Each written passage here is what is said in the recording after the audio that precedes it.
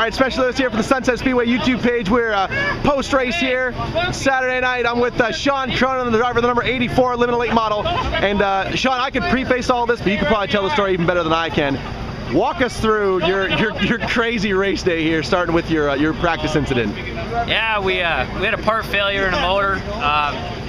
No sweat, you know, things break, life goes on. But I came up with this brilliant idea that I was going to find a motor and proceed to change the motor and then get out for heat races, which was a feat all on its own. Luckily, had some good sportsmanship from a lot of guys in the pits. Jason Whitty lent us his spare motor from a couple years ago. Found it in the shop, dusted her off, and we got her in.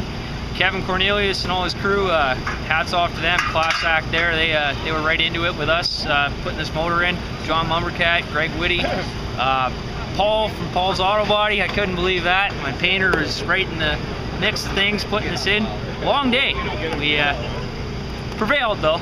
Now, is this what we've got being loaded into the truck right behind you? Is this the Hurt motor right here? Or? Yeah, it's just a little Hurt. I don't know how bad it is, how extensive it is. It doesn't look good, but it definitely was a part failure. I had no telltale signs that anything was going away. Just at the right end of the straightaway, we were rocking in practice too. And I checked the tack after, nothing unusual happened, and it just broke. So. Now the fact you had somebody's sort of backup motor in the car, this car had loads of jam all night long. I mean, the 84 was just humming tonight, so I guess it's not all relying on your engine, I guess. Driver was up on the wheel, so to speak. I can't buy a break in one of these features. I just, one of these nights, the stars will align and the fast car will be up front, and we got shuffled all the way back. We figured we got back to about 12th or 13th and prevailed back to 5th, so all on green flag running. I'm happy with that. Car handled great. Motor was, you know, it is what it is, right? So real happy with the night. So I mean, to get the wounded motor out, go back, get the backup motor, get it in the car. I mean, all that took about maybe just over 2 hours. I mean, that's unheard of, the speed that you guys were able to get this 84 back up and operational. Pretty good group of guys going at it. I gotta thank my guys too. They, you know, some of this stuff was new to them. They adapted very well. Hardy was top notch. So everybody got into it. My dad went and picked the motor up. It was a real good night. The one thing I'll remember for the rest of this is the look on my mom's face when she showed up at the racetrack and there's two motors and she's like, oh no. So I mean, really and truly though, championships are won and lost in nights like this. I mean, you guys prevailed over a really rough start to the evening. Yeah, we're here for all the right reasons. I think I'm a pretty clean racer. I come to have fun. I come to try to perform as best as I can, and you know what? It would be a shame if something like this took us out of everything else we've been through. We wrecked the car on a Wednesday night for a race. Usually you got all week to fix it. We actually started on the Friday because I had to work. We were back racing, that was last weekend.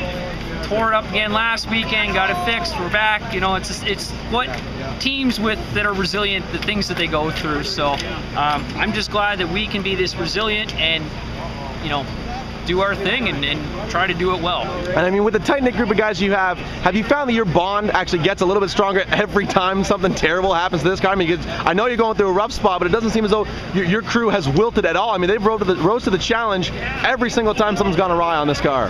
Yeah, they pull together in moments of tough times.